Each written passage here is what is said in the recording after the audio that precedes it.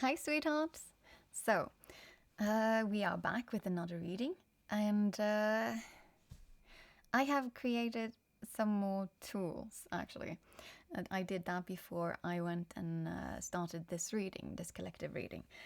So now I have expanded the tools to also include the.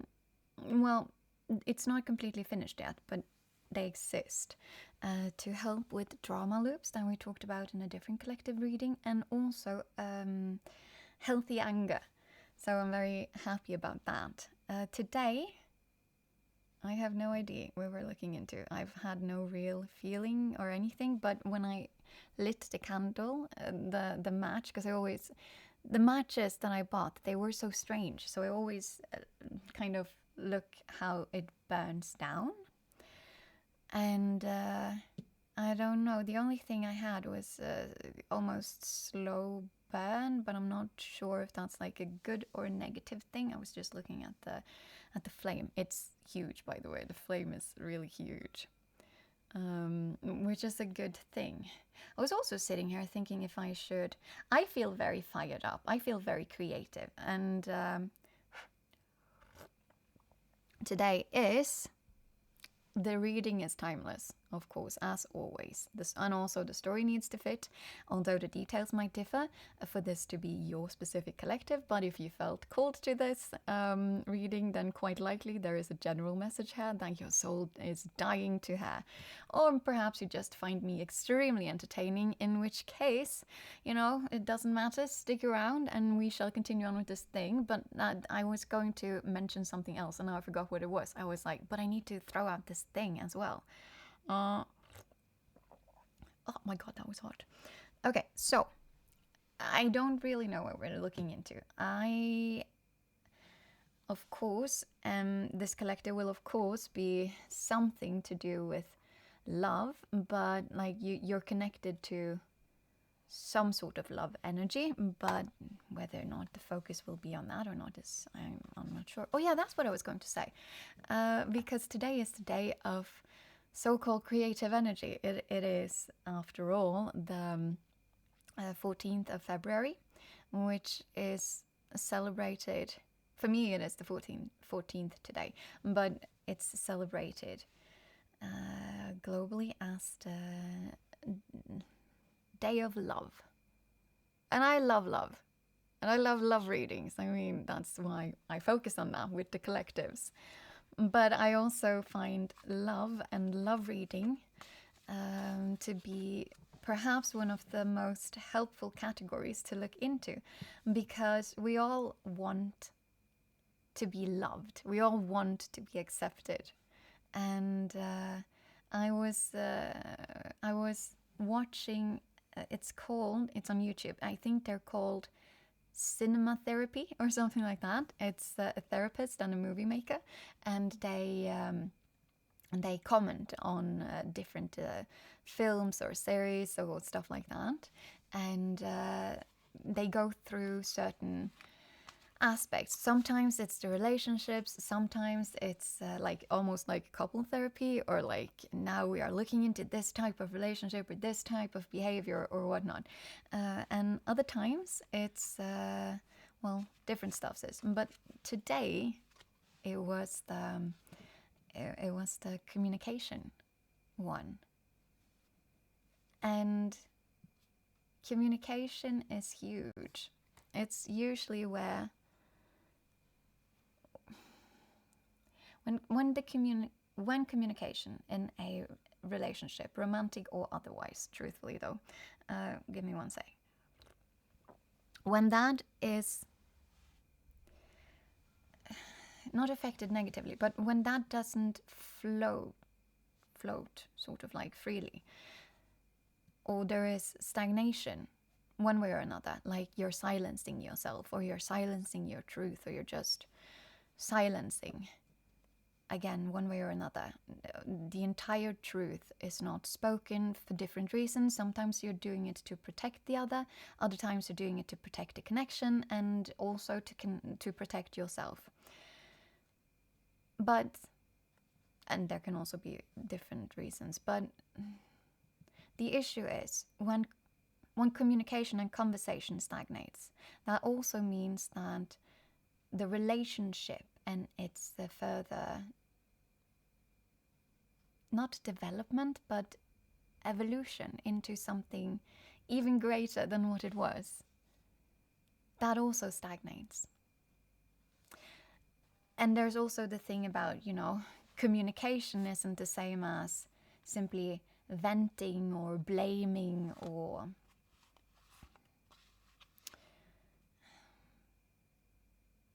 giving like a chores list for the day. It's much deeper than that. When we communicate, we connect, and we can't connect without communication.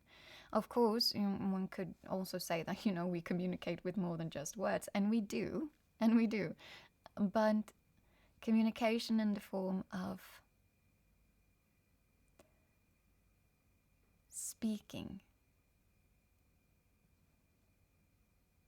looking into issues, handling issues,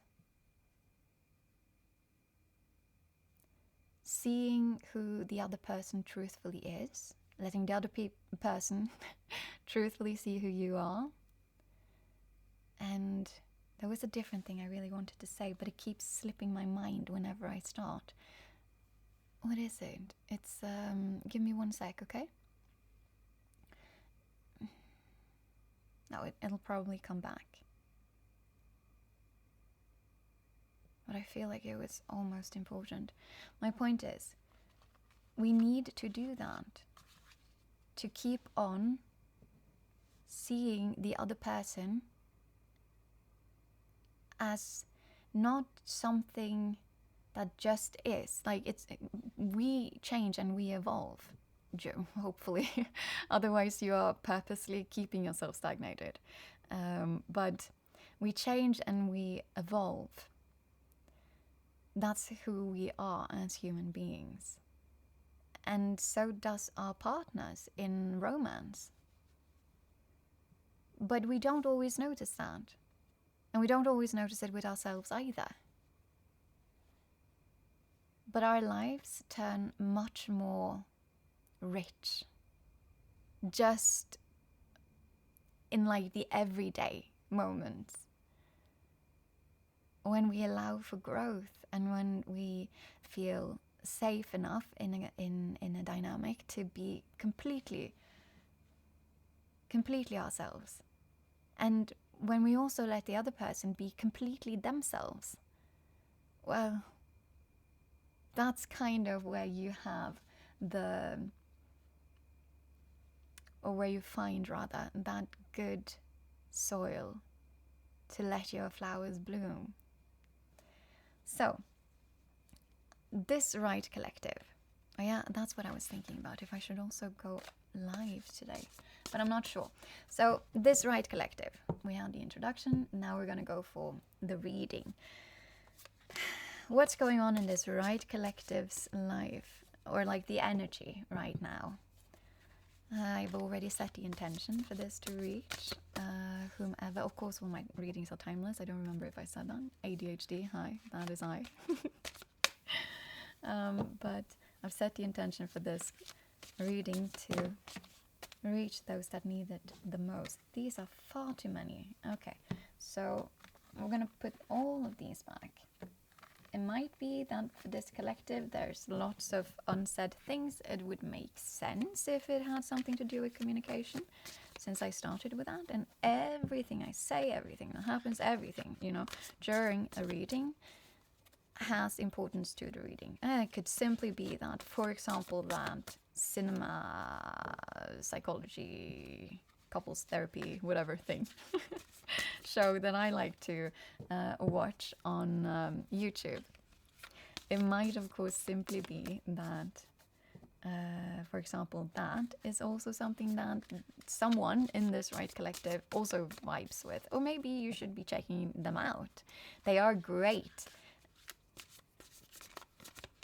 But I think it is cinema therapy or something. You'd find them very quickly if you try to look for them. And I might, in Discord, I think I have shared some of their stuffs on Welcome to the Internet, the tab. But okay, let's see what's going on in this right collective's energy right now, like the story. We just need to know who this right collective is. Okay, right. Oh, whoa, whoa, whoa! I'm just gonna let these fall. I feel like because they're making this really weird. It's like a weird circle. I read intuitively, guys, so how they land is actually of quite large importance. Okay, let's see.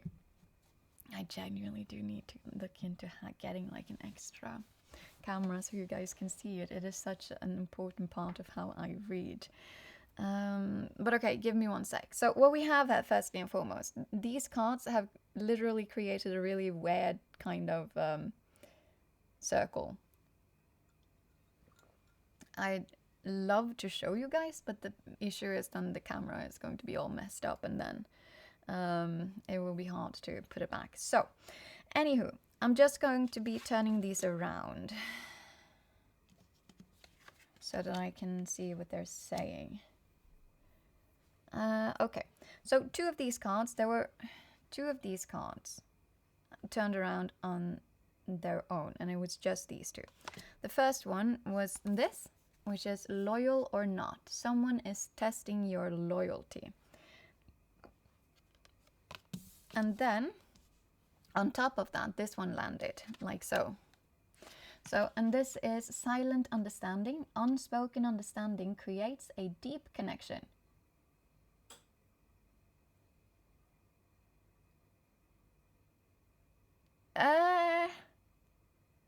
You need to reach that point, though. You have to have like, yes, no, not in loyal or not. Someone is testing your, sorry, okay. First thing that's coming to my mind when we have this, which is like, are you loyal or not? Testing your loyalty, and then silent understanding, unspoken understanding creates a deep connection. But what I'm sensing here then is like testing loyalty through, can you read my mind? That's not proper communication at all. And also that's like a residue. Lots of people that get into relationship have this, and they walk around and they expect that their partner should be able to read their mind. Like, if you really loved me, then you would know what's bothering me right now. If you really loved me, then you would know what I want for my birthday. Or if you really love me, then you would know when I say I didn't want something, then of course I truthfully wanted it. Like, it's not good communication. And if you're testing loyalty or not with that, that's playing games in the worst of ways. Like, or also loyalty or not through silence, but it would be the same thing. It's like, no matter how you turn around and like turn this thing around and look at it, it's not healthy at all. Listen, as I said, lots of people in relationships do actually have this. And very often it is also a big point of friction between two people that are in a relationship. And one of the parties, very often the person in the feminine energy, I never talk about genders. Feminine and masculine are not genders. When I talk about them, they're just energies. But the person in the wounded feminine energy might definitely, and we can oscillate, isn't that what it's called, between these? So like, you could be in a wounded masculine energy in one situation or at one point, and then you go over to your wounded feminine energy, because we all have feminine and masculine energy, and we can all have it. Me too. We're all like continuously trying to, well, if you are part of the people that do value self-improvement and like development and whatnot, which I am, healing and stuff, but healing doesn't mean you're broken, okay? That's very important. But what was it I was talking about? Because that was way more important. Lots of people, anywho, very often the feminine energy, do expect their partner to be able to read their mind. And then they get truthfully very upset when their mind was not read. This is literally a residue from how you could expect love as an infant, like newly born baby. Like before you had the knowledge of language, again, communication and language. Like the movie they were talking about in the cinema thing was Arrival, I think. It was a sci-fi. I absolutely loved it. I watched it years ago. And it's about aliens coming down to Earth, but that's really not that important in the sci-fi movie. What is important is the relationship between the linguistic and the scientist that have been hired in specifically to communicate with these aliens. And so this whole thing is about, communication and good and bad and taking perspective. It's not so bad, but like being able to take actual perspective of another person, understanding no one is bad, no one is good, we all just are. But, we need to consider the actual place another person is coming from, the actual information that we hold, that the other person hold, the actual not knowledge now, because that would be information and stuff, but experiences that we hold and that they hold. And so it is very much I am me, they are them. We are not the same. And yet it does not mean we cannot get on the same page with understanding, right? Or appreciating that you understand something. I have no idea what it is, but I appreciate you for understanding this thing, and it's amazing, and it's like impressive and whatnot, but it really doesn't matter. It's not to ego boost, but it's like letting yourself be awestruck by the fact that a different person has gone through different stuff and now they sit with different knowledge than you. And that is, I think, a little bit magical.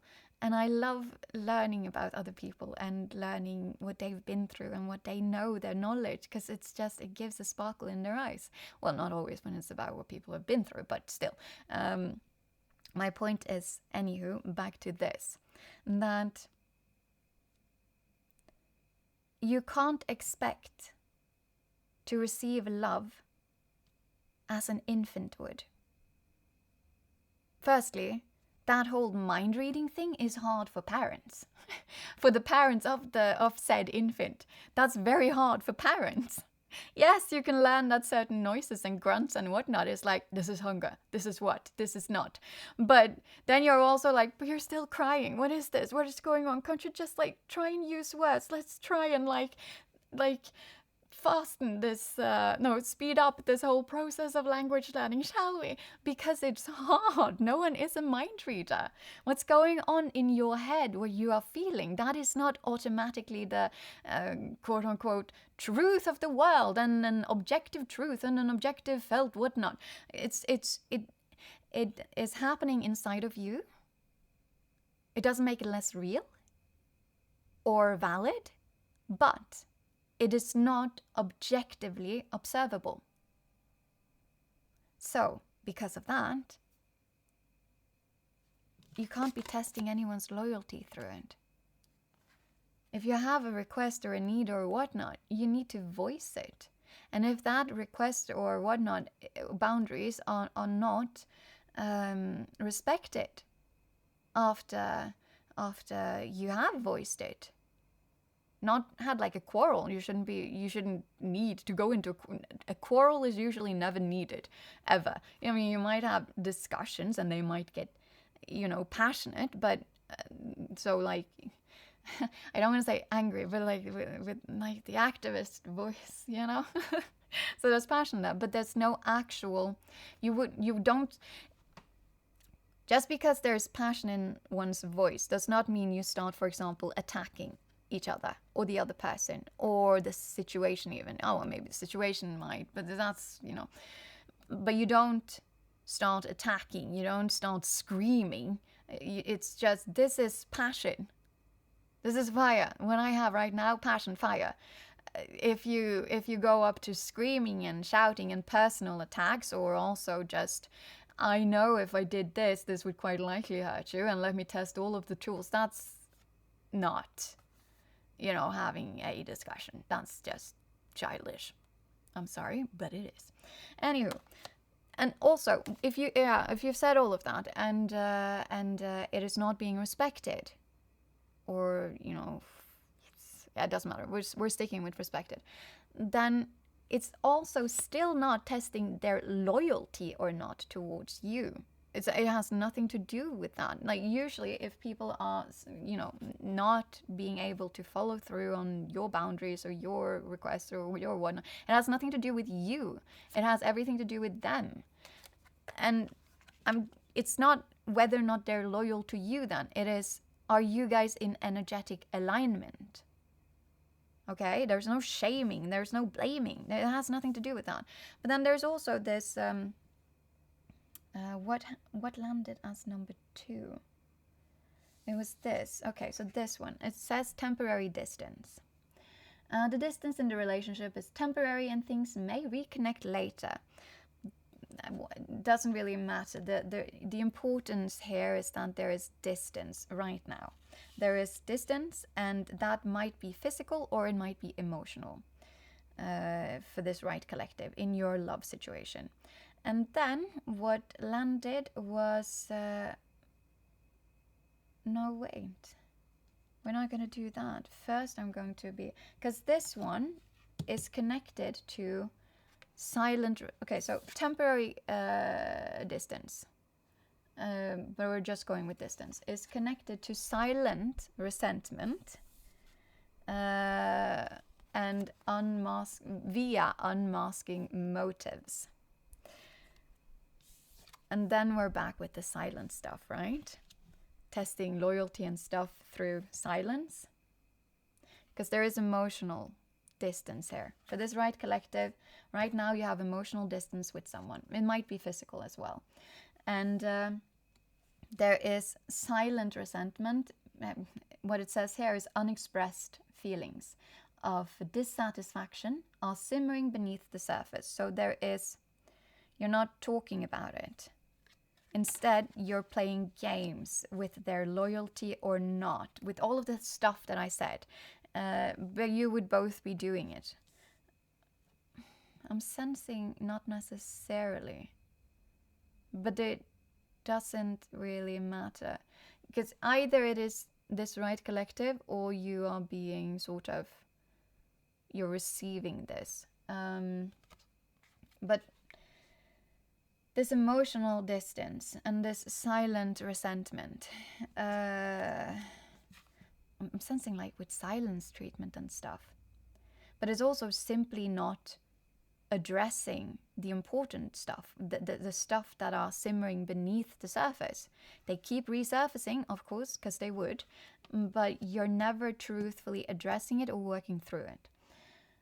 But here we have unmasking motives, and some people's true motives begin to surface. So through this, you guys either feel like their true motives are starting to, within this relationship or something, are trying to, maybe you are trying to make sure that some motives or whatever is resurfacing within your relationship with someone, because with the loyal or not as well. Yeah.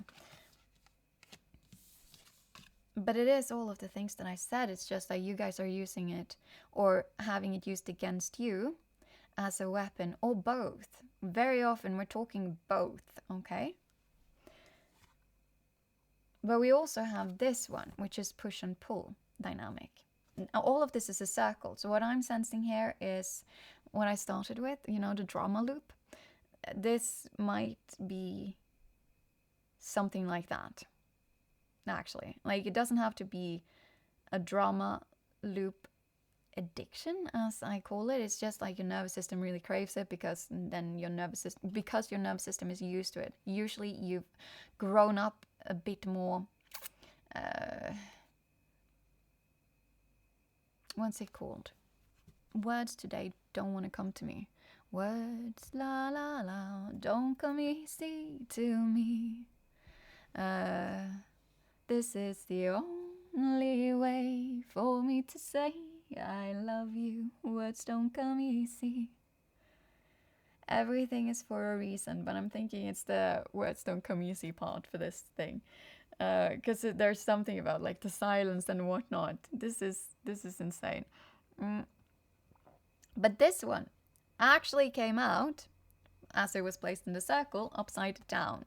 So I'm not sure if this right collective you wish to end this push and pull dynamic, or if it's that you're very much caught in a push and pull dynamic. But if it's, I mean, you're still caught in it. But here it's like, yeah, but I also see it and I want to end it. I don't want this. And then the last thing in this circle is jealousy issues. Jealousy may be affecting your relationship. With the loyalty and unmasking motives, silent resentment, but it's silent treatment I'm sensing. So yes, there is resentment, but resentment builds up when you don't talk about stuff, when you don't work through stuff. So there would be, of course, and it would be either very obvious or like non-surface, like conscious or unconscious for this collective. I'm very much sensing though. My voice is not... Wait, I need to pause and do something with my voice. God damn. No, I'm blocking. Yes, I am. It is this collective. I have no reason for being this dry in my throat. I have been drinking lots today. I have eaten and everything. For this collective, this right collective... And now we're back. For this right collective... Words don't come easy, and you will retort to silent treatment, basically. It's not a good thing to do, okay? Everything that I've said holds up until now as well. But okay, let's see. Unmasking motives. I want to check that thing. What motives are you... What's going on with that? Are you unmasking someone's motives? Are you unmasking your own motives? Are you avoiding unmasking your own motives through being simply silent and also distancing yourself emotionally or physically, or both? Or some sort of... Also, the silence can be used as a means to distance yourself. What is this? What is the unmasking motives? We need to know more of that, or about that. And I think we're gonna go for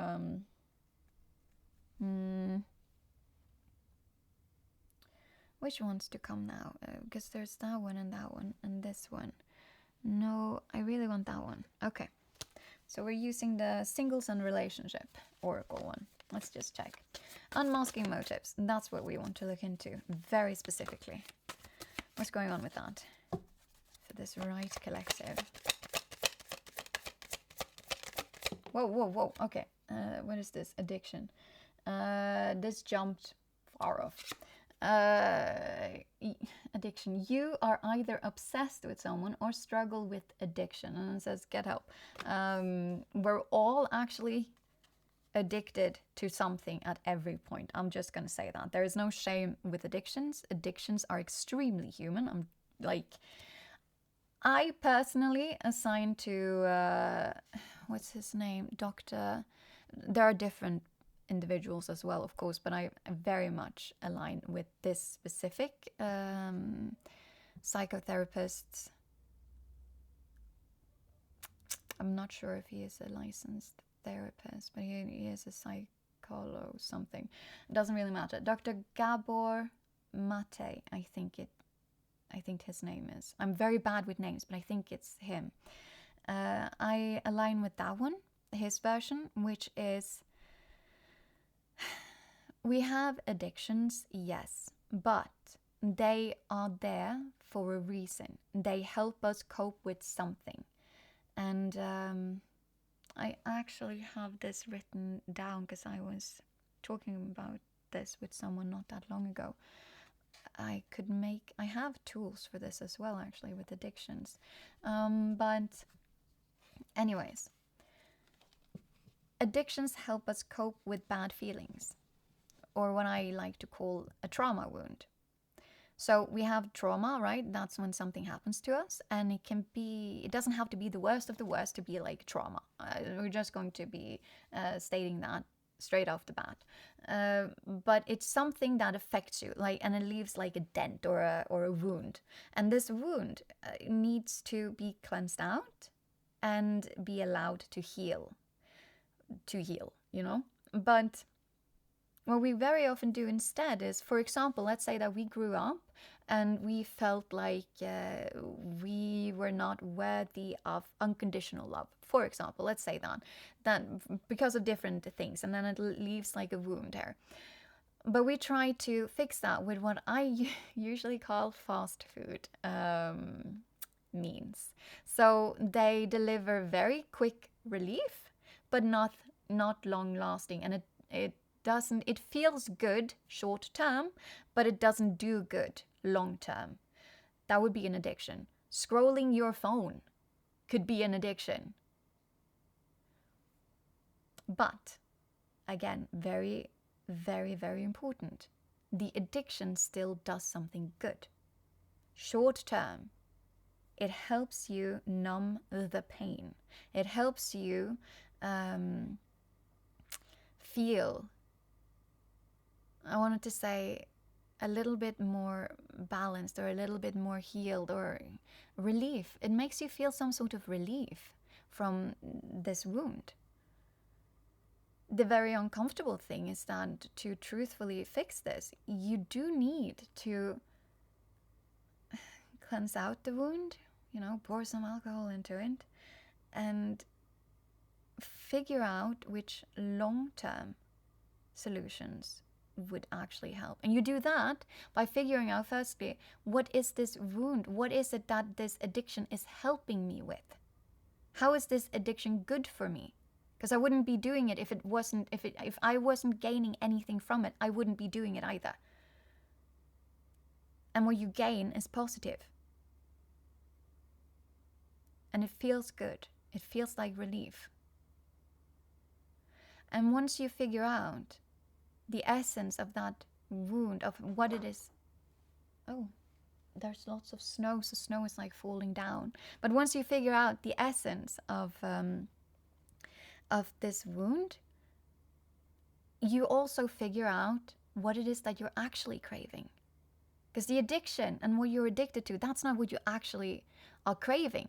It's like fast food. Your body isn't actually craving something that is nutritionally, I wanted to say, non-dense, because I can't remember a good word for it right now. But it's like when it doesn't actually give you the nutrition that you need to stay satiated, and minerals and vitamins and all of that. So the macro and the micro nutritions are good for you, and they're stable, or not, maybe not so stable, but like they're good for you. They do good for you. That's what your body is craving, is like the goodness, something that will actually sustain you. But it's quicker and easier, and it feels very good to choose the simpler option that doesn't truthfully give any of that. So yeah, point being, there is some sort of addiction here, and that is connected to the unmasking of motives that is not happening here. Let's see what more wants to drop, if anything more wants to drop. And that might be with shame, like with the addiction, particularly if you know or you recognize that whatever it is. Too passive. This one landed on top of also unmasking motives and the distance. But the distance is coming as a result of being very passive. Take initiative to meet someone and to keep the passion ignited. But the addiction up there is affecting this one way or another. Okay, but the distance is growing because this right collective, you're very passive. You're far too passive. So a coping mechanism then. You retreat as a coping mechanism. And this silent treatment isn't so much a tool.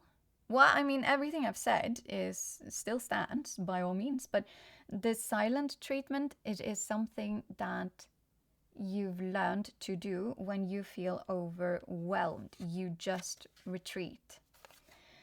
Unmasking motives. This landed again on top of the distance, unmasking motives, too passive. And it says too soon.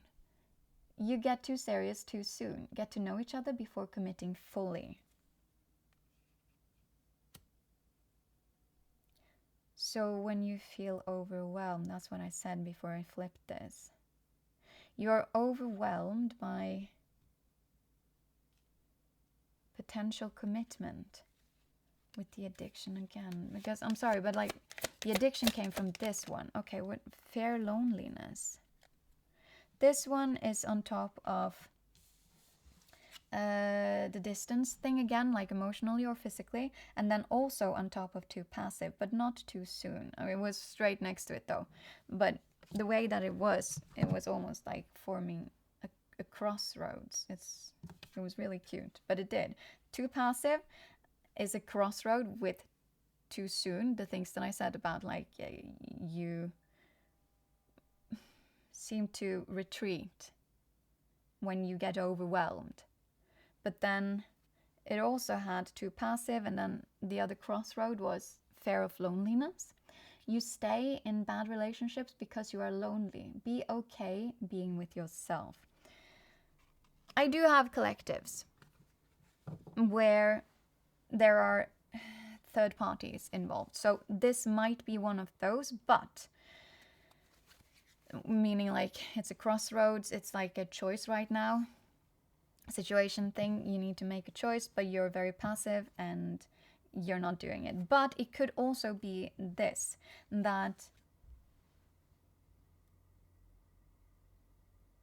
okay, I'm sensing two more actually.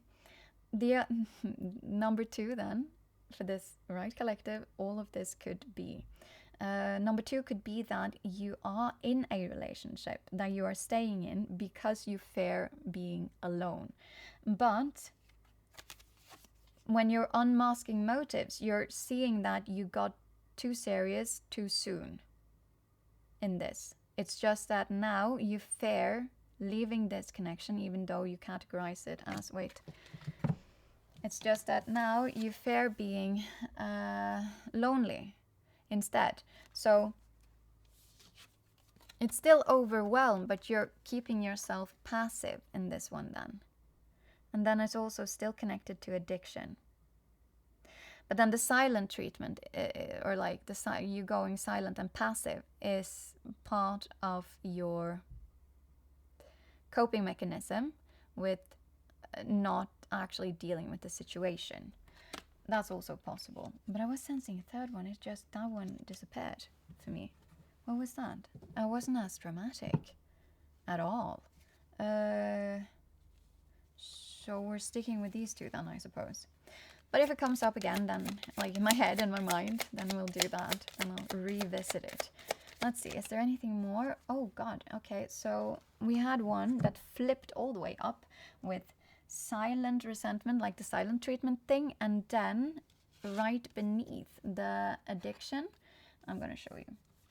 Here, I kind of bridged it. So silent treatment, rejection, whatever. Here, and then and then rejection bridged that with the addiction. So rejection, build your confidence by dating a lot and find out what people like about you.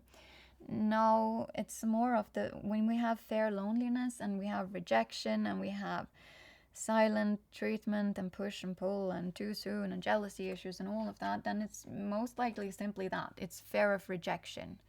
It's fear of being sort of cast out of if we're gonna go very basic, which we are, you're welcome. It's like we are group animals, humans. We are group animals. And we need to be part of a group. It was far more important when we were living in the wilderness, or also not that long ago, actually. But in today's day and age, usually being alone is something that you could very easily survive. Of course, the thing is, loneliness isn't a good feeling, but you don't have to feel lonely even when you're alone. So loneliness is more of a felt internal thing. Issue though, you can feel very lonely in a relationship. And if you're fearing loneliness, I'm guessing you're feeling loneliness, this right collective. In this connection that you are in right now, I think you're feeling lonely.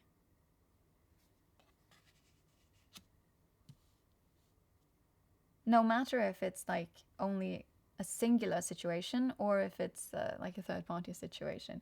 But the thing that you're in now, the committed thing, would feel lonely, I suspect, because of the crossroads. But it's very normal to fear rejection, particularly if you've grown up feeling it. Feeling like you, yourself, as all that you are, was never actually accepted.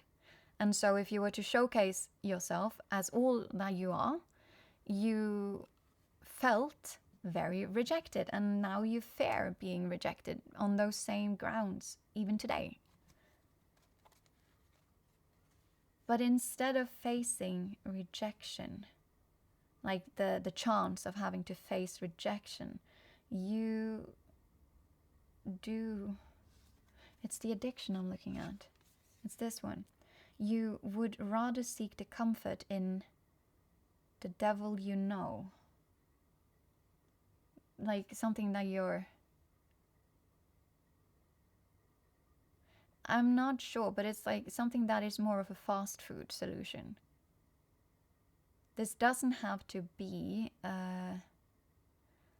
like another person. Like, for example, like the one that you're with is more of like a drama loop addiction connection, for example. It doesn't have to be that. And it doesn't have to be that you're searching it then out, like the addiction is you search for what you're not receiving inside your relationships, outside of your relationships. It doesn't have to be that even. It can simply be... What was it? It disappeared. It's very strange. It's like this... I know ADHD, and I can absolutely lose track of words and thoughts and all of that. But today, I'm almost getting like a cloud in my head, like a brain fog. I have difficulties finishing my thought patterns. And even somewhat jump back to them. Yes, I can lose track of some stuff, sis. During every reading, I do that, particularly because, again, ADHD. But this feels to me like it is connected to this collective. There's something about... Maybe you are struggling with exhaustion or the likes of that. Like brain fog, burnout or something. With the too passive, that could make you very passive because you get caught in a freeze mode. You know, fight or flight or freeze or fawn actually. But in this case, it is, in that case, freeze. But with the addiction, I'm stopping with that one. Let's just see if anything more wants to jump out from here. Nope, not here. Okay. Well, in that case, what I want to check is how can we get you out of this? Like, from the universe's perspective.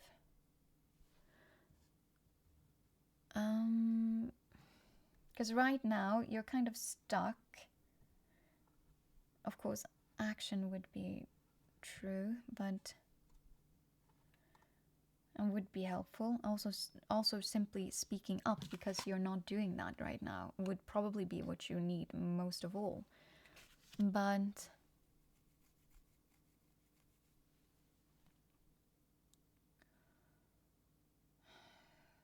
I'm very unsure how to handle, or like where to go in here, which again would be connected to this collective. You're not just confused, like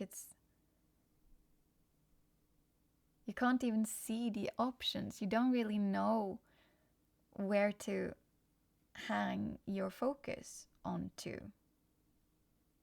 where to direct it.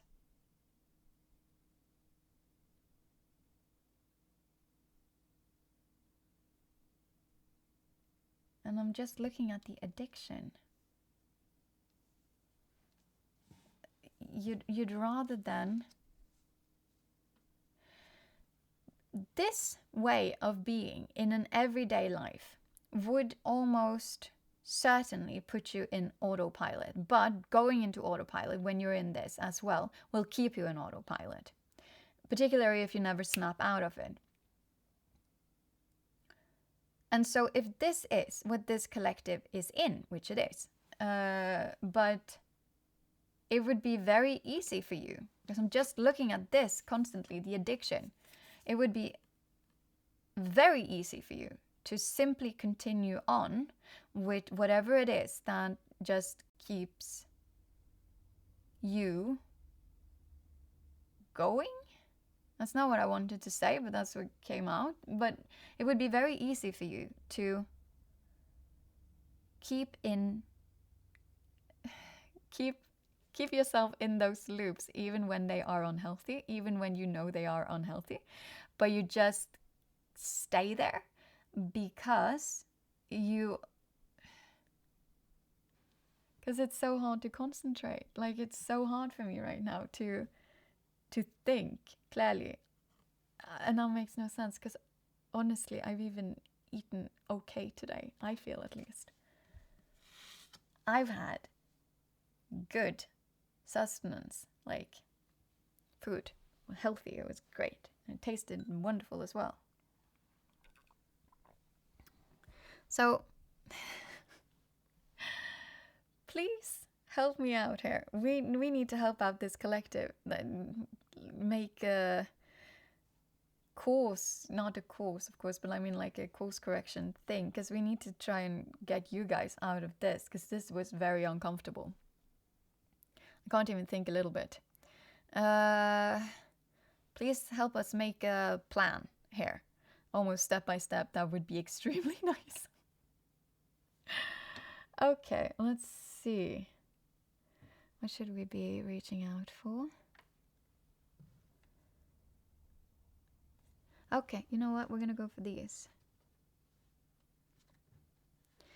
I just want to nudge you out of this for this right collective. Right now, at least. So if we are to just simply nudge you out of this, we're gonna go for the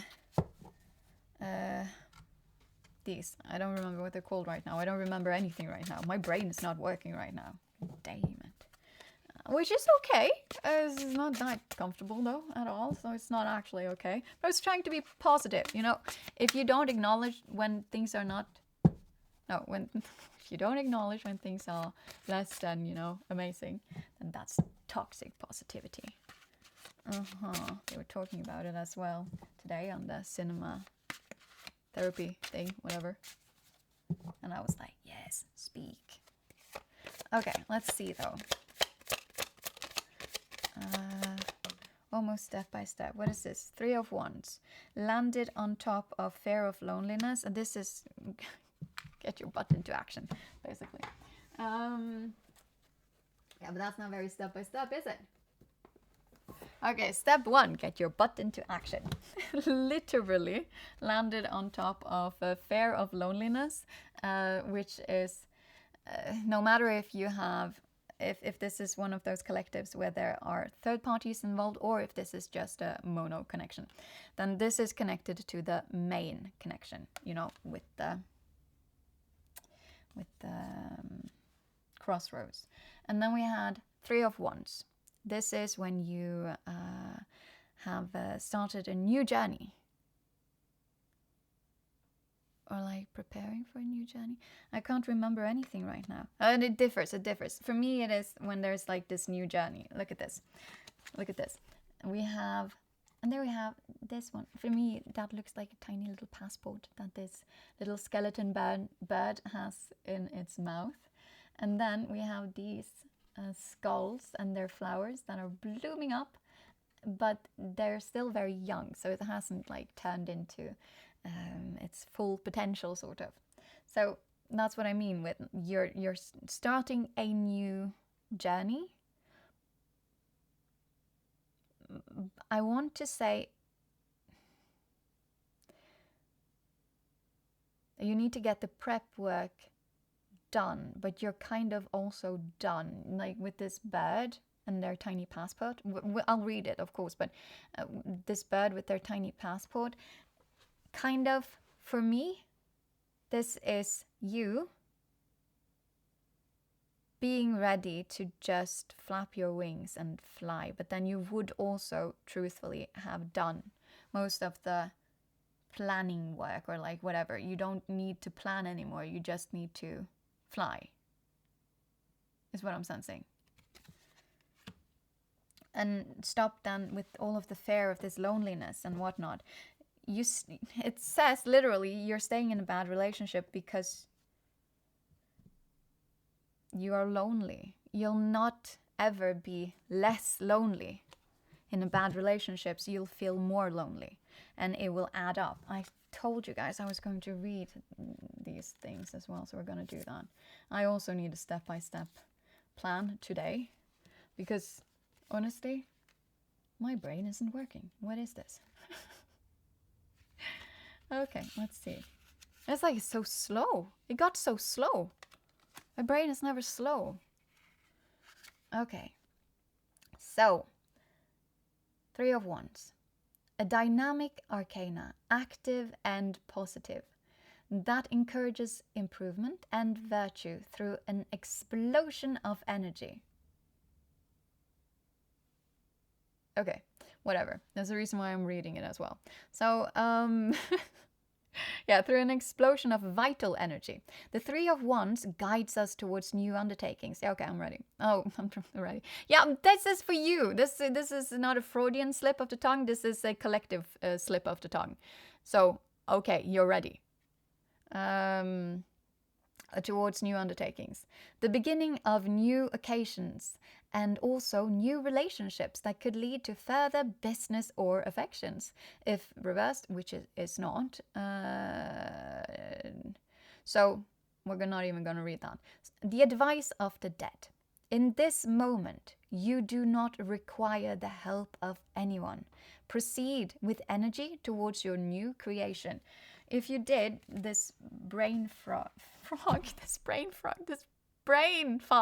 thing would quite likely clear up. Could you do it for my sake? So I don't, I'm sorry. Okay, no, I am very grateful, truthfully. I get to help all the collectives I get to help. But this was not nice to be in. And it cannot be nice for you guys to be in either. Okay, is there anything more? There's one more that landed actually on top of the Three of Wands, connecting it to jealousy issues. Because, circle, remember? This is Knight of Swords, but upside down. So, Knight of Swords, they are, in this position, Knight of Swords, they are very convinced about their own convictions. They are extremely stubborn, actually, but they can act very swiftly. They're like that teenager. I'm going to say they're very like an activist, sort of, They are very convinced, and they will act on this conviction, and they won't double check at all. It's just like, no, I know I'm right. I can feel it in my bones, in my soul, in my everything. But they don't necessarily hold all the information when they ride in and stride in and just like do the thing and wail all over the place with their sword. And then it's like, my dude, firstly, you're in the wrong place. And secondly, yeah, missed out on some of the information. Could be the worst case scenario, but let us read this one. And it was upside down. Very important. Let's see.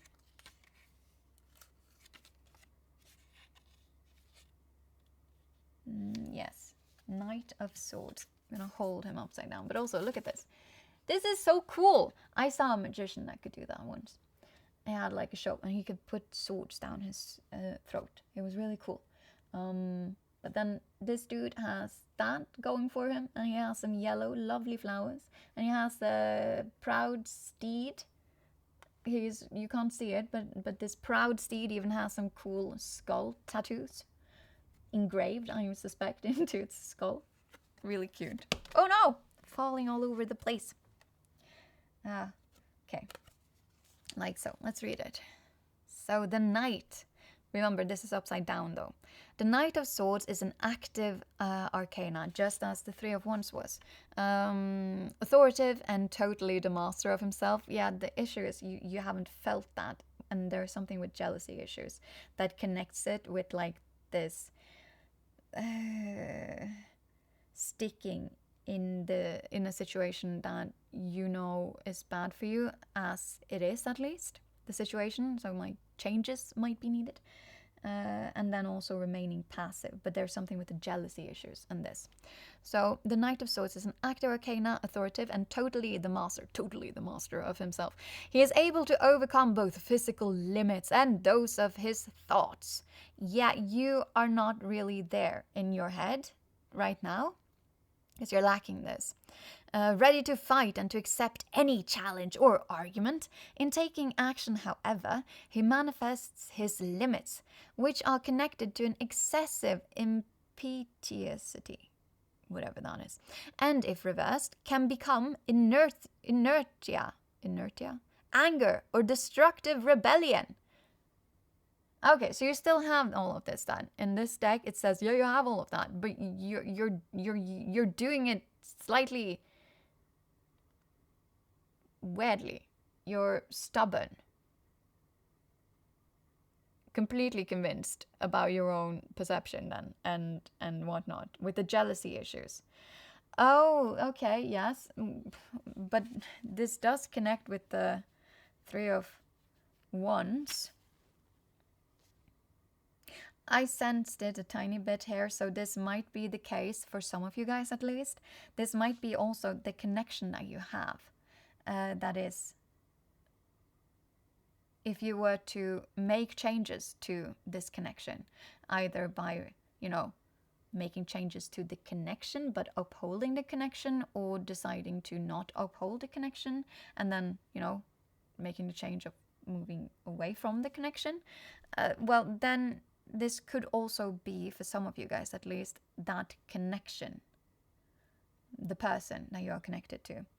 But my first feeling and whatnot was that it was you guys. So that might be true for some of you, but for most of you guys, I think this is you, and with the jealousy issues. But you had like a circle, so it might be both of you guys. But then maybe perhaps right now it is mostly them, or you're fearing the jealousy stuff, which would be then, anger, destructive rebellion, and whatever inertia is. I should probably Google that. Inertia. Nah, I don't have to. For the right collective, Google inertia. I-N-E-R-T-I-A.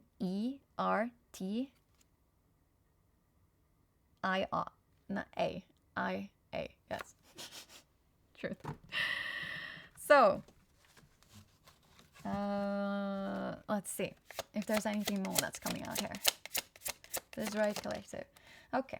You also had something now that landed on top of rejection and the silent treatment, as I call it, but it's like, not speaking, and slightly unmasking motives. And there we had Knight of Cups. There's lots of very young energy here. There's lots of very young energy here. And it's like, when you're young, you have all of this conviction, right? But with the Knight of Cups, it's the romantic youth, more or less. The person that can over-romanticize, be in their fantasy and living a fairy tale, or being highly convinced of their own emotional reactions. But they might also be very fleeting, those emotional truths of the moment. And it's on top of the rejection. Oh, we forgot to read the the advice of the dead with the Knight of Swords. Let's just read that before we continue. The advice of the dead: be rational and learn to communicate your ideas. Communication again. Clearly and sincerely. Undertake your projects in a way that also brings vitality to others. So there's also that, though. Are you feeling vitality in where you're at right now? Because if not, then that's not a good thing. And then we had Knight of Cups. Look at him. He has a cool little sombrero. And he is walking, he's riding away from us. Interesting. And he has this tiny map on his horse. And then he's riding through like one of those... Oh, I never remember what they're called. But it's like, you know, in Sims, when they get married, you put one of these up.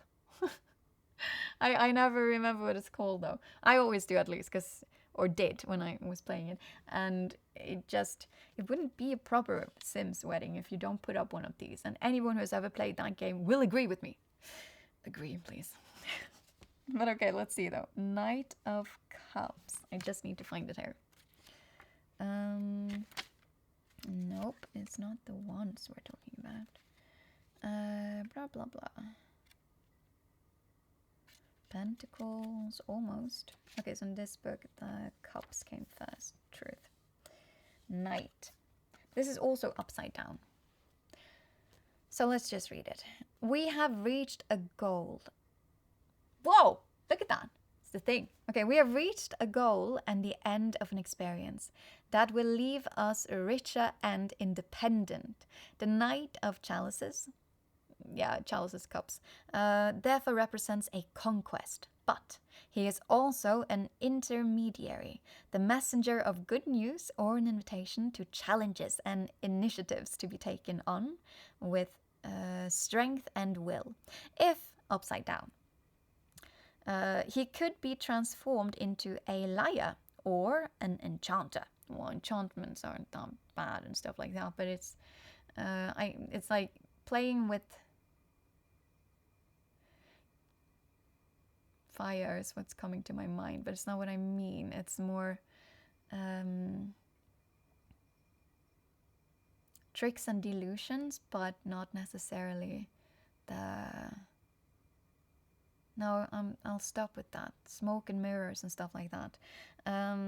So, anywho, enchanter, whose arrival presupposes obstacles and unpleasant events. Let's just read it first. The advice of the dead, I mean. So, the advice of the dead. Abound totally in your emotions and feelings as you are about to reach an important target, and no negative sentiment should disturb you. Oh, abound totally in your emotions and feelings as you're about to reach an important target, and let no negative sentiment disturb you. Is what I'm sensing here, because that was what I was going to say, because this was on top of rejection, remember, and the silent treatment, not speaking, words don't come easy, and then connecting it again with addiction. But this one, I'm going to say as with this one, but this one is begging you to turn it upside down for this right collective.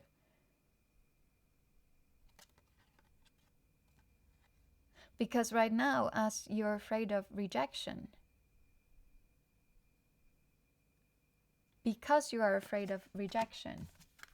you are ending up with, what was it I was feeling? You're ending up with a situation where you're kind of causing rejection, and it's very normal, and self-sabotaging is something we all do. It's true. And we go through loops with it, and self-sabotaging in itself is not actually an addiction, but it is like a loop that we can get a bit caught in. And the bigger our I wanted to say ego, but that's not what I meant. The larger the chance is for someone who has experienced negative results when they have been truthful. The larger the chance is for those people, and persons and all of that. That sounded so rude when I said it like that. But there's a huge chance you will be lying then, for example, or avoiding truths. But you will also have a very hard time sort of correcting that. When it has happened, you'd have a very hard time owning up and turning things around through communication. Because you would have to communicate in these sort of, situations. Because you would be so afraid of rejection. Even if, because with this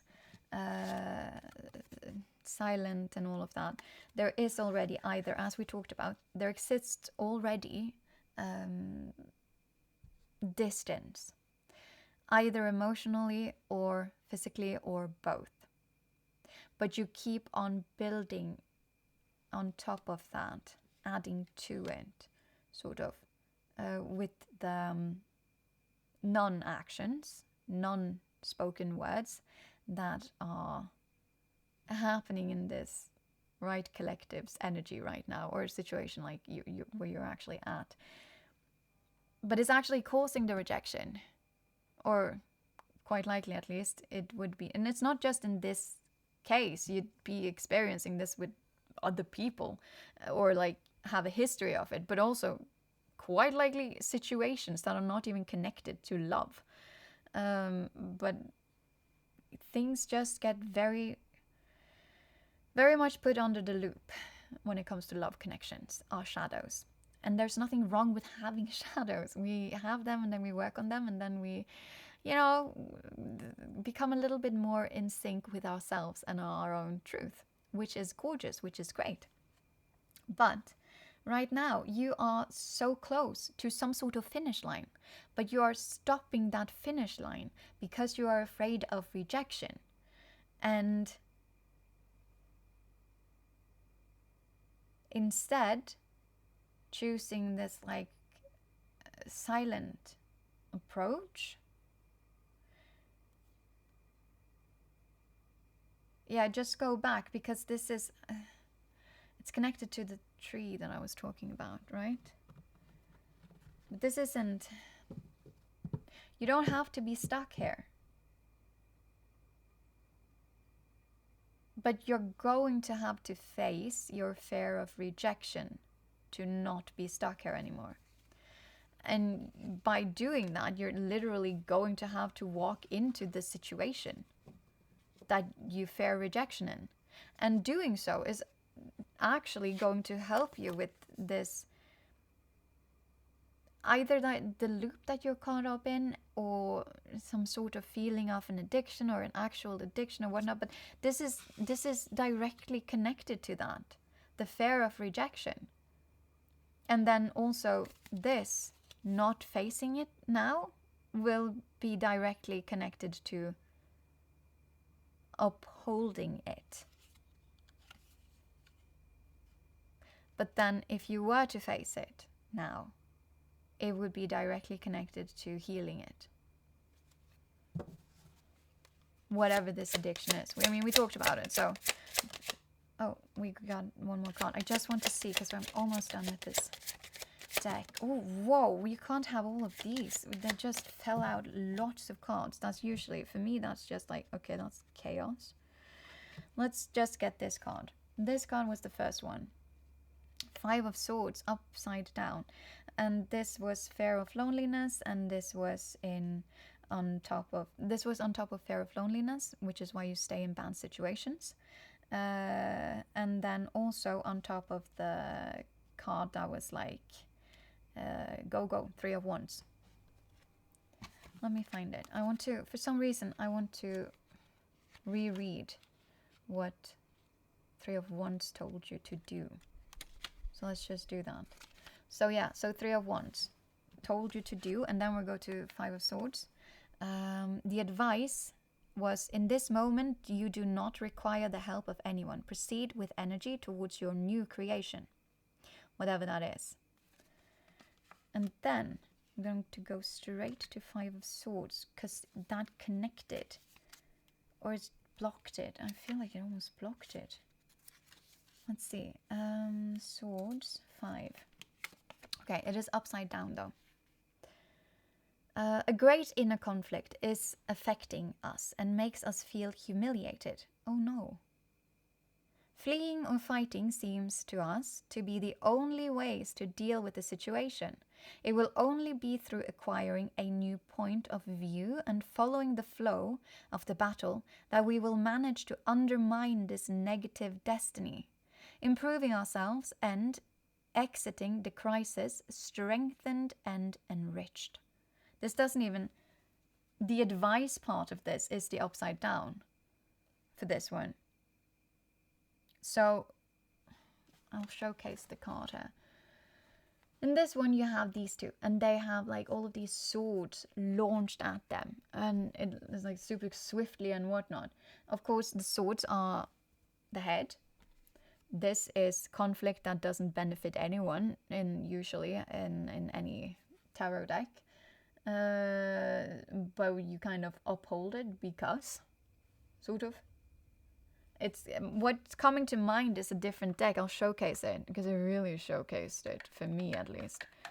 I think of that one every time I get 5 of Swords. But let me just read the advice first. This is not the moment to oppose what seems to be adverse, but to follow its movements and its flow, exploiting it to your advantage. Because right now, it's all the things that I said. It's literally all the things that I said with the addiction, and like you have to, you're at some sort of point now where you can either heal or keep stuck for this right collective. And the big decision here is you. Will you face your fear of rejection and your fear of loneliness due to rejection?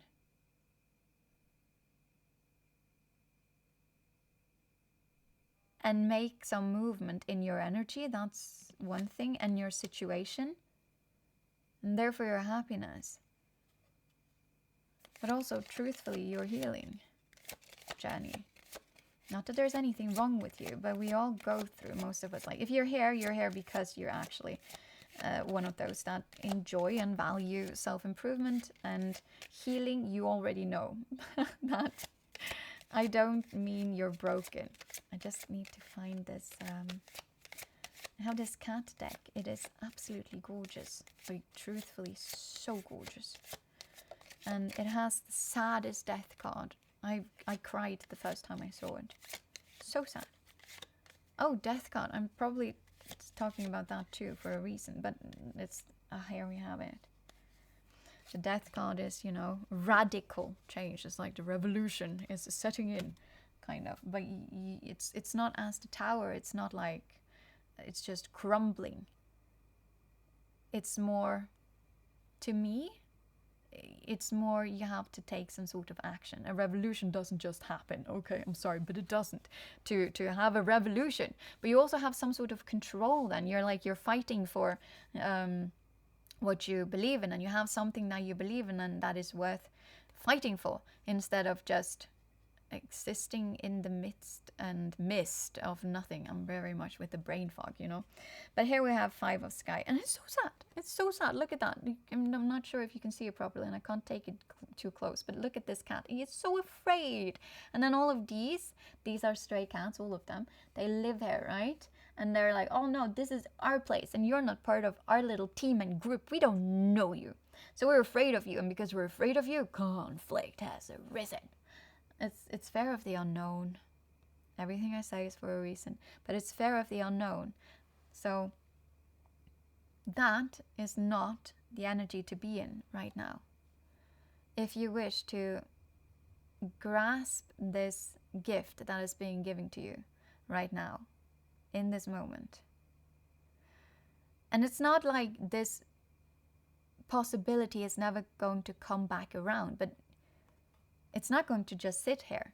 You have this option now to work on this thing now. And it might absolutely come back around, because that's usually how life works. The things we don't work through, they circle back around. But you still need to go through the circle, you know? So this one is closing in on some opportunity in the circle, whatever that this is and how it looks like. I'm not sure. The right collective, you will know. But you have to choose to do it. But this is how it kind of feels like for this right collective, which is understandable.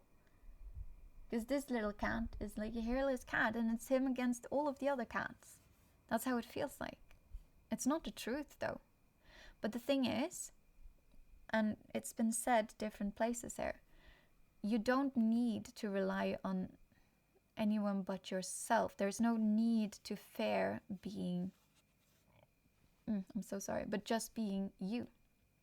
And the whole like fear of the rest of the card, you know, you stay in bad relationships because you are lonely, or you're afraid of it as well, but you are lonely. And then it says be okay being with yourself, because being alone isn't the same as being lonely, which is why being lonely is something that we very often feel when we are together with other people that we don't actually align with. It's like, yeah, this dude could also be accepted into this group at some point. Does he have to mask to do that? Like, does he have to like suddenly grow hair or pretend he has to be part of this very hairy catty group? Like, will he get to keep on being himself and live for himself and all of his goals and dreams, catty goals and dreams? You never know. Like, will it be worth it even? It's not what this card is about, of course, but it's coming to my mind. For this, and it also had like in the beginning it was circle. The circle part is important. Opportunities to work on specific things will always circle back, usually. Always, but usually. If you didn't work on them. And then when you have worked on them, they can't circle back because they're not part of your energy. You've already worked through something.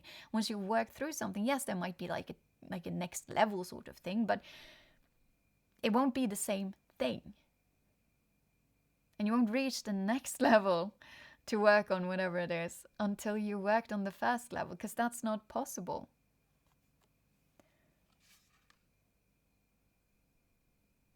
I'm not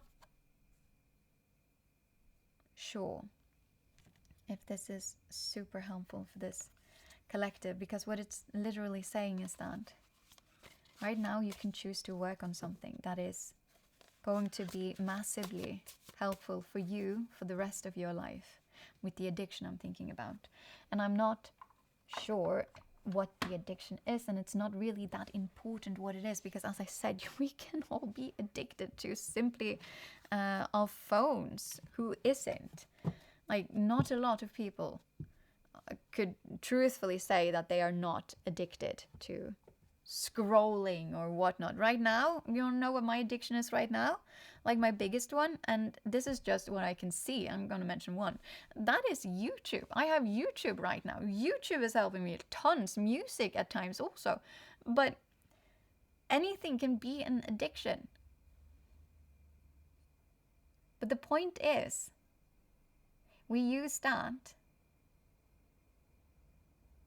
as a short-term relief, not a long-term, I wanted to say bliss. So I'm going to stick with that. I know that this collective is ridiculously it's not in a bad way. I'm not mocking her, but this right collective, you are extremely nervous of what could be on the other side. But you seem to be afraid of the physical aspect of it. You're overthinking, and you're stopping your fire because you're overthinking. And you're not letting yourself act on what you feel like you should be acting on. This right collective. So, because of that, the only advice I can give you is to do it. do it scared. There is no such thing as fearless. Not truthfully. If you do stuff fearlessly, that's at least not very impressive. It means that you've experienced this thing before and you've done it before or something like that. Because the thing is, it's bravery we want.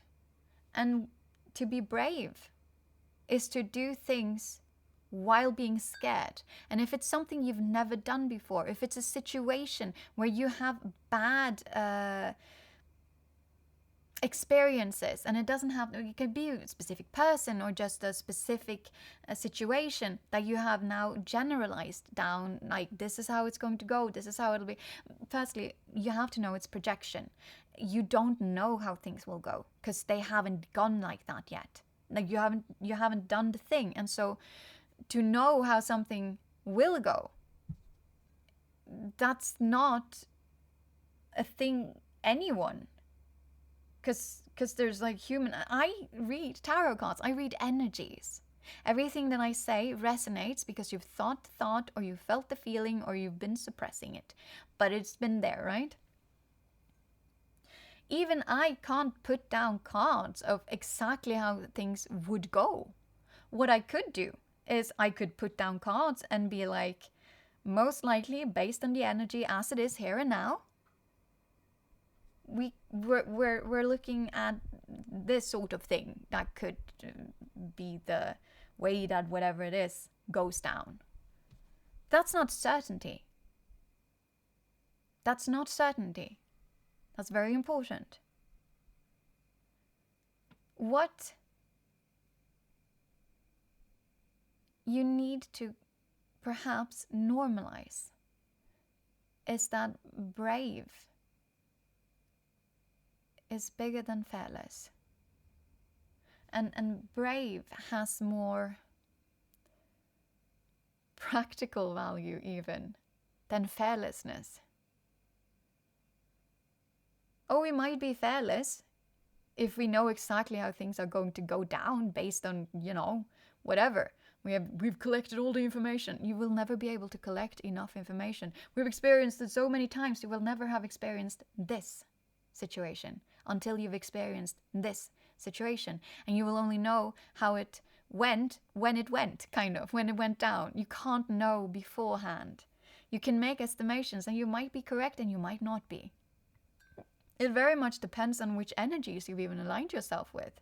If you've aligned yourself with the same type of energy that you aligned yourself with previously and it went badly previously, well, then quite likely it will go a kind of way like it did back then with that energy. Yes, absolutely. But if you've aligned yourself with a completely new type of energy, then it wouldn't go down as you are used to it going down. Again, whatever this going down thing is.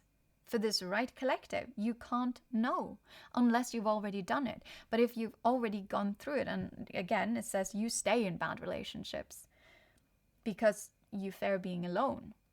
And then you also have the fear of rejection, which can tie straight into that because you can feel rejected then by society or whatnot, or just specific groups or specific people, and it doesn't really matter. And then addiction is tied into that, meaning, of course, then like you might be more addicted to, like, again, it could be anything, but you might be more addicted to the results of these bad situations that you for some reason feel like you need to feel okay with yourself. I'm not sure, I'm rambling, but for the right collective. But firstly, you don't need it, and you have a chance now to face that. But I can't tell you how it will go down. Not actually. There is free will in all of this. For example, just the fact that you can choose now, those that fall into this collective, no matter when, because again, timeless. You also have free will. You can decide to either face this or not. And if you decide to not, then you decide to stay in a loop that has already existed before. And you need to also know that for each time a loop goes around, and this isn't This isn't etherical in any way. Every time this loop circle goes around, it's pushing your boundaries. And so it will increase in intensity, whatever it is, this bad thing. But so will your not yet addressed fears, like fears of rejection, fears of loneliness, fears of whatever the addiction thing might be, or if that's just a coping mechanism. I don't know. Of course, the addiction would be like some sort of coping mechanism, but you get what I mean, like the addiction loop or like whatever.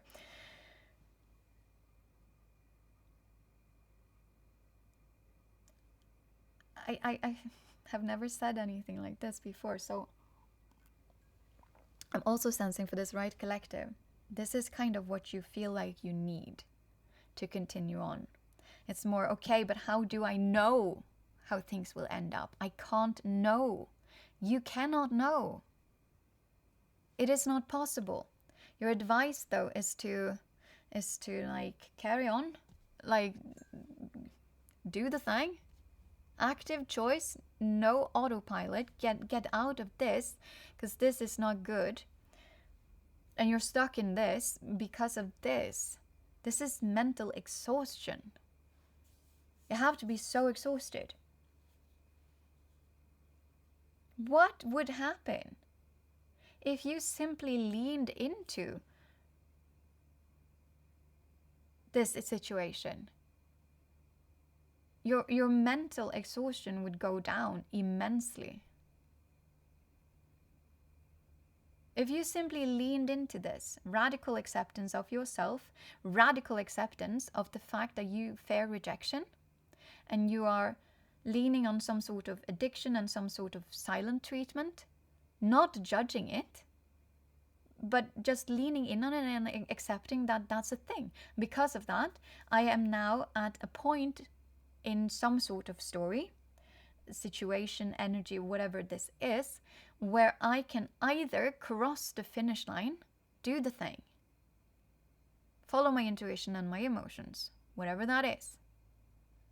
But I'm thinking about this one, the Knight of Cups, chalices, whatever. And you can either do that. No, it's not the either here. You lean in on this whole concept, and then you face it. You accept that it's there, and then you face it actively, because you accept yourself.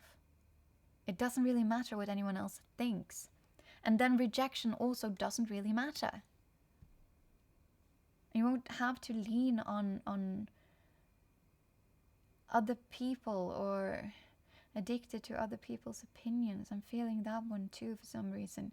It doesn't matter. It doesn't matter. There is no judgment here, and we all want to be liked, It's just that it doesn't really matter if you don't like yourself. This is coming to my mind for a reason. I was not going to say that. But okay, is there something with it doesn't matter who likes you if you can't like yourself? Why impress all of these if you're not impressing yourself with, being true to yourself, your values, your wishes, how you would like your life to actually feel? Because this cannot be it. And then also leaning in on the fact that, and accepting completely and fully that you fear loneliness. And so you will stick out extremely bad situations for you and your mental health. Because for you, that sounds like that must be better than feeling alone. But you're already feeling alone in whatever it is that you're in. And again, with the mental exhaustion, it's so intense. I have had this before. But I had this when I hadn't... It's like a birth control thing that they insert, right? And it gave me lots of side effects, but one of the most prominent thing was this. I can recognize it from that, but my entire body was also so exhausted, and everything was just... I couldn't think. Not properly. It was like my days felt like they just slipped through my hands. And yes, I have ADHD, so it's like I can lose track of time and I can lose myself in a thing that I'm doing, but it was nothing like this. Or like this was highly unique for that period of my life. I don't use that now though, so it's like I'm fine, guys. But it's way better on the other side. And what I can say is that you fall into this slowly, this thing, and then at some point you start questioning your own sanity and like, am I starting to get dementia? Like, what's going on here?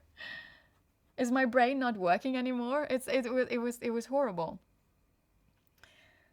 And once you address this is going to go away, but it might happen ish slowly as well. For me, I can't really remember the time it took, but it's not the same situation, of course, because I had something inserted and then it was removed. But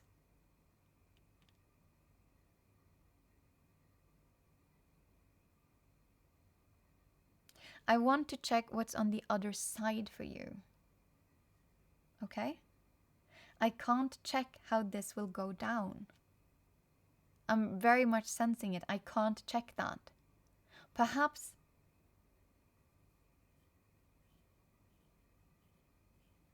no, I can't check it. I'm not supposed to check that. It's not because, oh, the element of surprise. It's that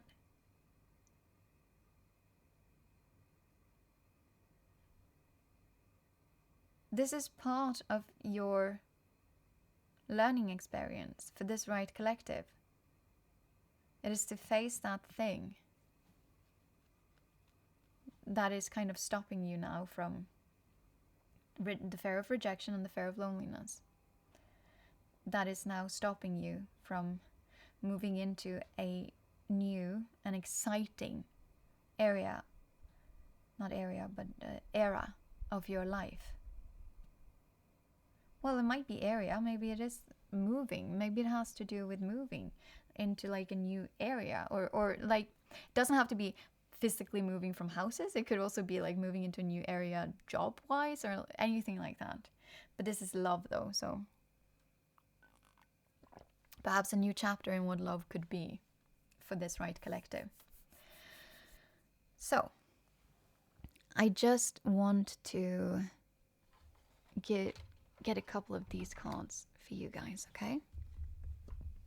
What is waiting for you on the other side of all of this? First, this is love reading, right? And this was very clearly a love reading.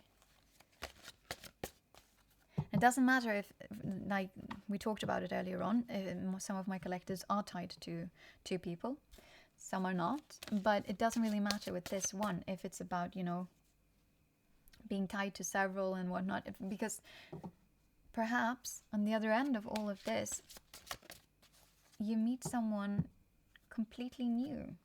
Who knows? You might. So, like, it's new or whatever energy.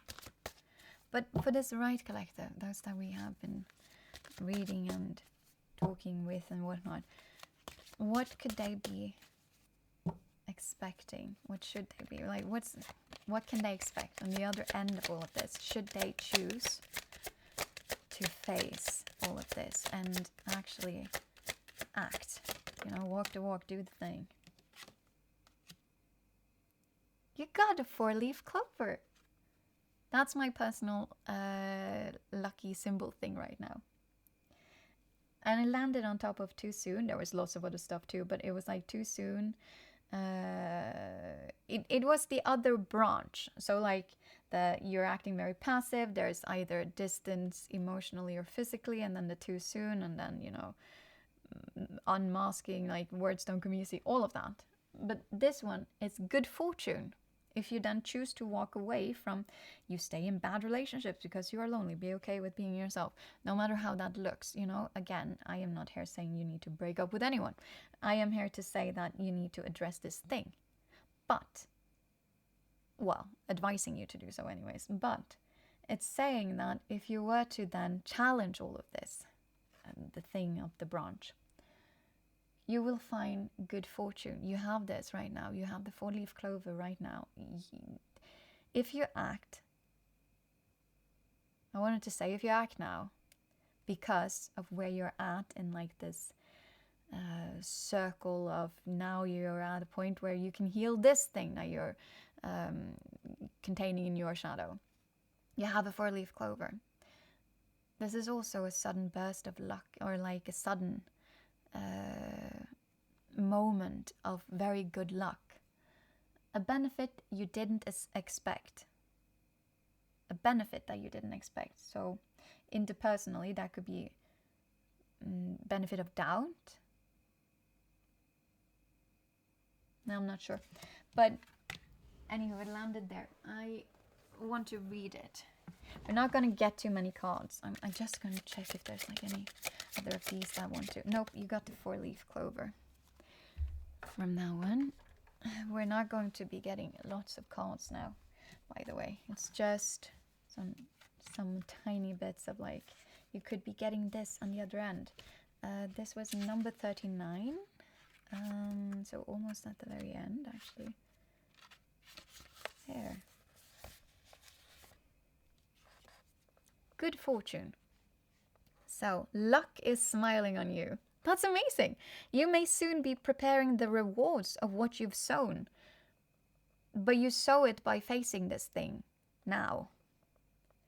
Good fortune can take many forms: a new friendship, a professional opportunity, an unlikely meeting, news that will change your outlook for or financial gain. I can't even read today. In any case, it seems that a new wind is blowing in your favor. If your feelings at the moment are mixed, or if you're feeling down in the dumps, this fog, it is a fog. This is very important for this one, because it's a fog. It's like it's brain fog. I said that. Okay. Blah, blah, blah. Where were we?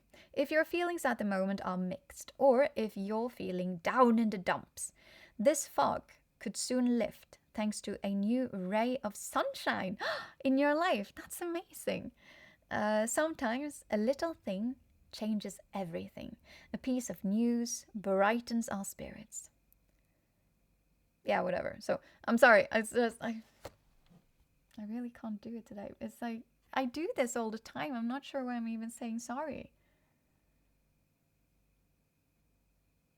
No, this collective, it's the words don't come easy. It's okay if words don't come easy. You don't have to be perfect when you go and like do this thing and like take these actions. You don't have to do it perfectly. You just have to do it. There's a difference. Like a huge one. If you aim for perfection, if you need to know and all of that, right? That means you stagnate. You will never do any of the things that you need to get done. You're not. But if you're okay by, done meaning, at least you got it done, then you will see miraculous changes in your life. Simply doing and figure out as you go will create so many opportunities and so much change for the better. But okay, let's see though. Sometimes a little thing changes everything. A piece of news brightens our spirits. That's the magic of life too. Even if you think you know what to expect. Oh, we talked about this. But even if you think that you know what to expect. Where were we though? La la la. Even if you think you know what to expect, it can surprise you with its beauty and generosity at any moment. Life, situations, people, all of that. Continue to develop your confidence, which is what you would be doing if you were to face this thing, right? Confidence.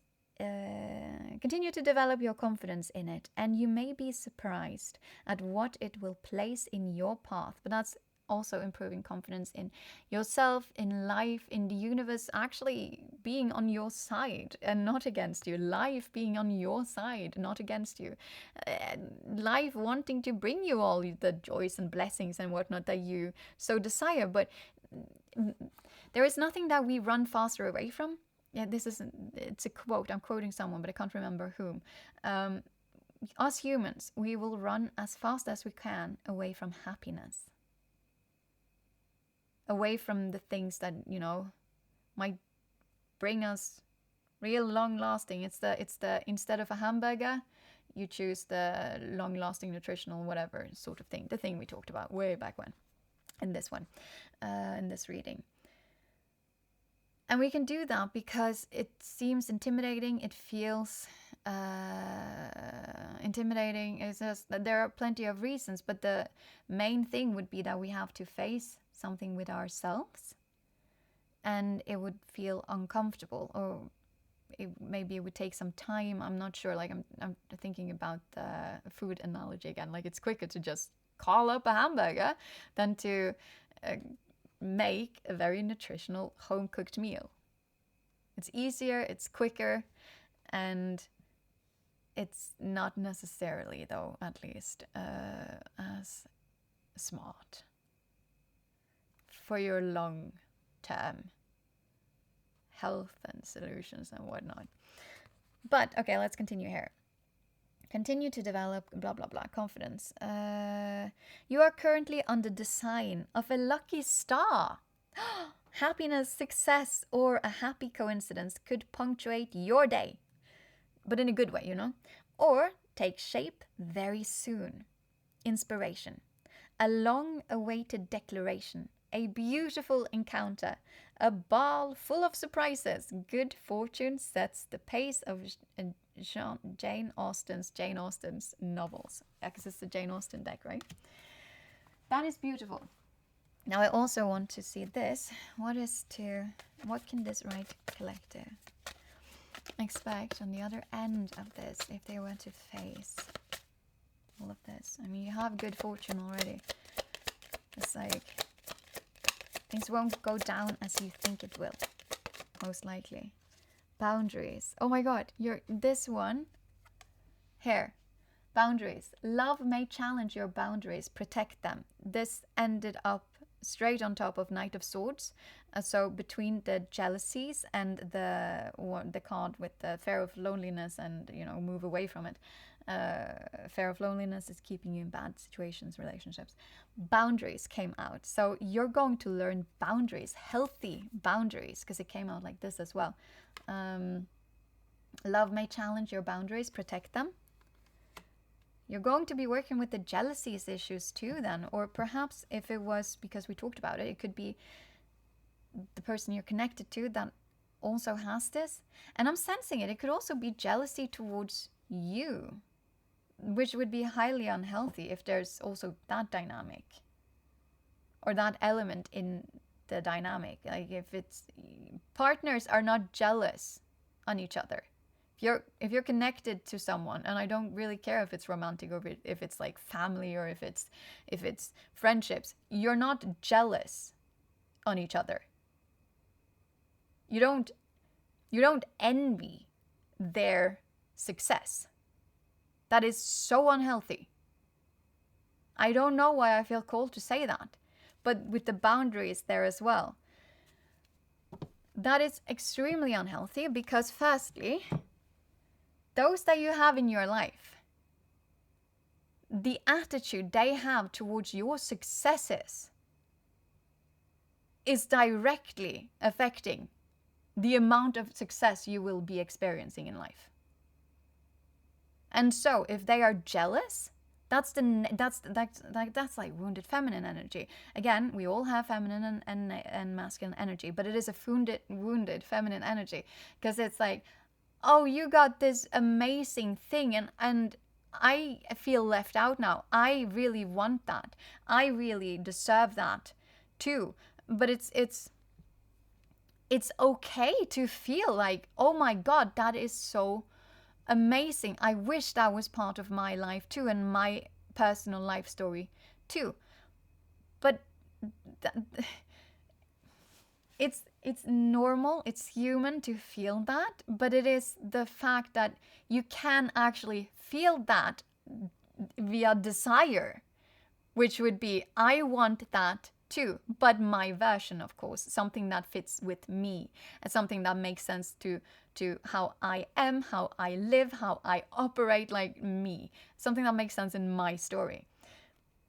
Of course that's possible, and of course that would be completely normal, and not to mention, I would say, healthy. You can be inspired then you're inspired by the people around you, because that version does not have that, you got that, so great for you, I am not having this success, I am not experiencing that, I have so much other stuff, sis, than on my plate. It must be nice being you that can go and get that in your life and your story and whatnot. Here I am. And this is a thing that can happen in all kinds of relationships. It doesn't matter if it's romantic, family, or friendships, or anything else. A colleague. It's like, this isn't healthy way of reacting.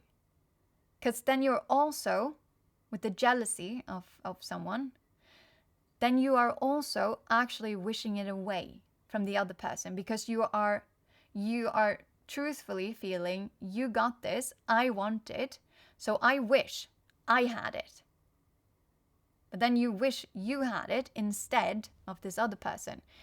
But success is not finite. People get their success because it matched with them and their actions and their luck at the time. It just matched energetically with their story then and there. And that's amazing. That is amazing. We should be celebrating each other's successes, because when we celebrate truthfully of the successes, we attract more success to them, to ourselves. Jealousy hampers success of everyone involved. And of course, like I'm literally thinking about like achievements, but this could be with anything, literally anything. But the jealousy stuff isn't good. Usually when we started this reading, I was thinking like jealousy of like, oh, other people are looking at you or whatnot, or but this comes for a reason. Like, I'm thinking this for a reason, and that is highly unhealthy. And I don't care if this is coming to my mind because of like the romance situation, or if it's coming to my mind for different situations. But if people are jealous towards you, they are directly affecting your the closer they are, rather, the closer the relationship is, and they are portraying jealousy towards you and anything that you might manage to do or whatever, that's directly affecting the amount of success you're going to be achieving and experiencing and whatnot in life, in every area. Not to mention, with the jealousy, you're leading with, what's it called? Resentment. You're leading with resentment.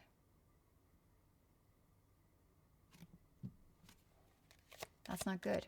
But on the other side of this, there are boundaries to people who would be behaving like that, or boundaries towards, like, it's on the other end of this. And you have still this one. This is very important. You still have this one, the good fortune. This is very important. This was the only thing that landed from the pink deck. So the last one that we'll be checking with what you, the right collective, could be expecting on the other end of all of this. Should you choose to face this? Should you choose to create action? Should you choose to actually lean in on your good fortune? Because you have that. It's the four clover leaf. No, whatever that thing. It's this flowery thing of greenage. Oh, it also has these. Oh, I don't remember what these are called, but my grandmother had them. Or are they supposed to be roses that are yet not bloomed? That could be. I don't know. If that's the case, then that's not the flower I'm thinking about. Because they were just like a bulb, I think. Doesn't really matter. I can't really remember them. Anywho's, So let's see. On the other end of all of this, should this right collective choose to face this situation now? What could they be expecting? Let's see. Whoa, whoa, whoa. What? I'm not done, but if you face your fear of rejection and therefore also you start healing your addiction to something, you gain self-love. Love yourself first. And that might sound very boring, but I can assure you it's not. That's where you're going to be. But facing this is facing your fear of rejection. And so as a result, you will be getting that self-love. That's a consequence of it. And that is going to be helping you so much. Boundaries and jealousy issues. And then it had proposal upside down. Your romance is about to evolve and level up. On the other end of this, I'm sensing you won't be doing that with people who don't want you the best, who don't want the best for you, because again, you'll have boundaries with the jealousy issues. So what makes the most sense is that you're not going to be getting involved with this sort of thing anymore. Like on the other end of you facing up to this, you won't be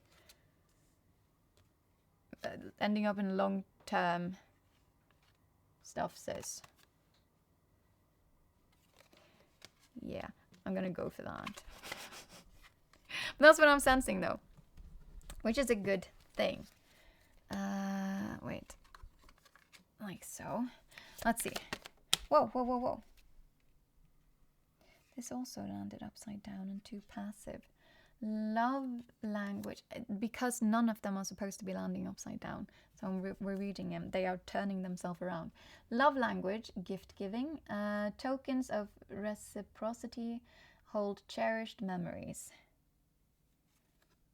Tokens, gift giving, love language, gift giving. But this landed on fear of loneliness.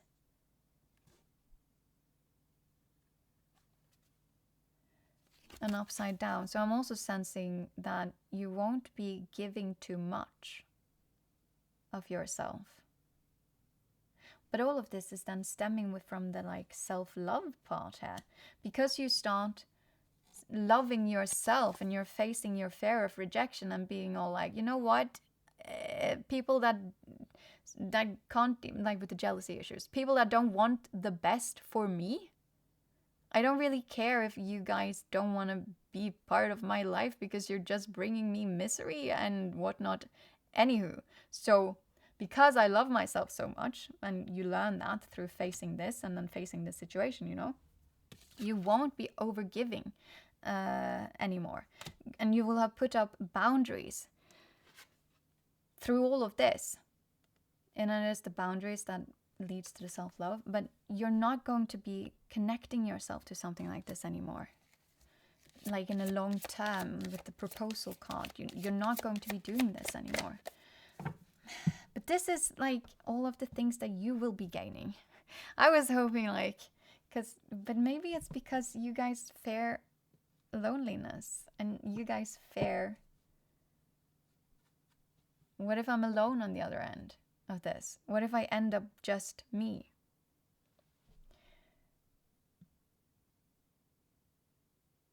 And I'm sensing because that is the fear that you have to face. I am not being given any information at all about what it will look like on the other end when it comes to your, like, specifically love life. I picked 3 love decks. Well, actually, Jane Austen isn't a love deck, but I usually use it when I feel called to it. Or rather, I feel called to it usually with some sort of like romance, because it just reminds me of a romance deck. Because it's so gorgeous and pink. Also has some gold to it on the hair. But yeah, remember this though. But yeah, remember this actually. Because I am not allowed, I'm not given any information. I can't look into what's going to be meeting you on the other end. It's kind of like when I said I can't check how this will go down. But I can clearly also not check how your romance life will look like on the other end. You're going to have to accept when it comes to you, and the fact that you are going to be so much better off due to the self-love that is being created when and if you strike on this opportunity, this gift to face this situation, whatever this situation is. Well, I mean, whatever, but yeah, so like fear the loneliness and all of that. However, you are actually ready to fix this. Like, yeah, because it's gonna be like, yeah, you know better, but you have luck on your side, and it's a sudden burst and sudden inspiration and sudden, it was called like you have a lucky star.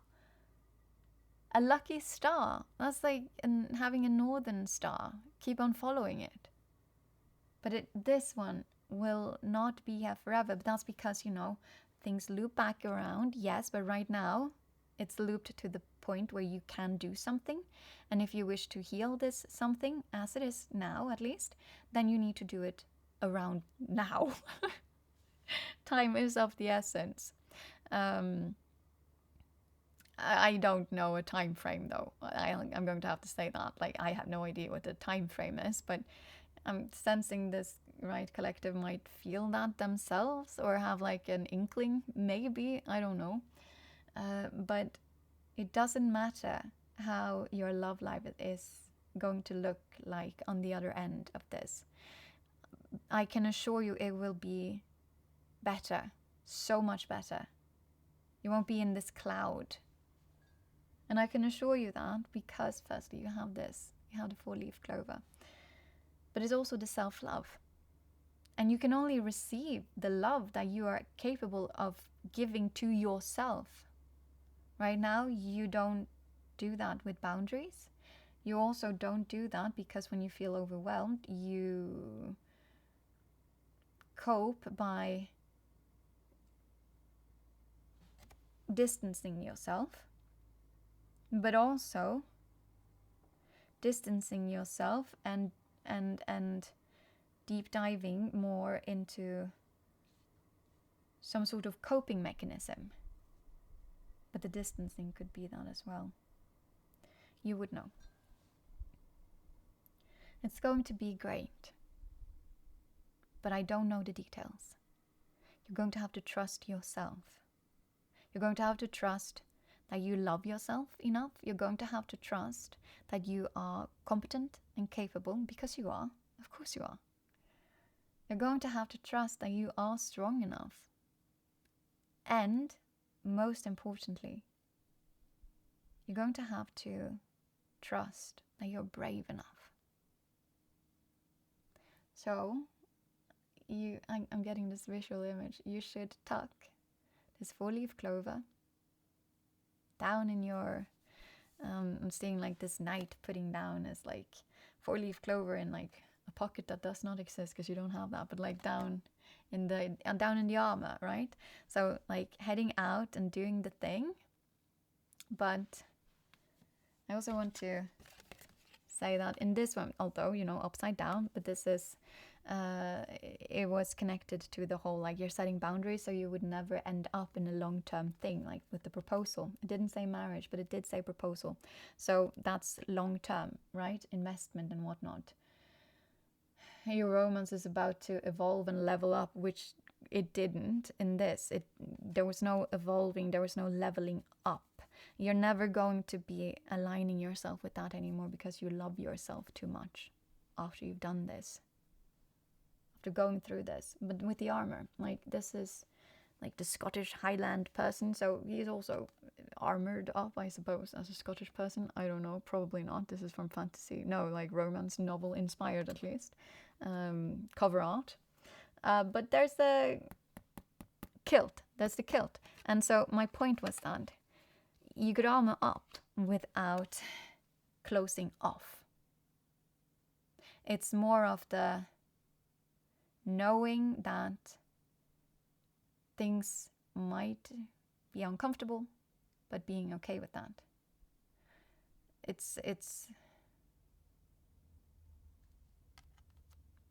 I'm sensing the whole like communication and being truthful, but to do that you have to lower your armor, defense mechanisms.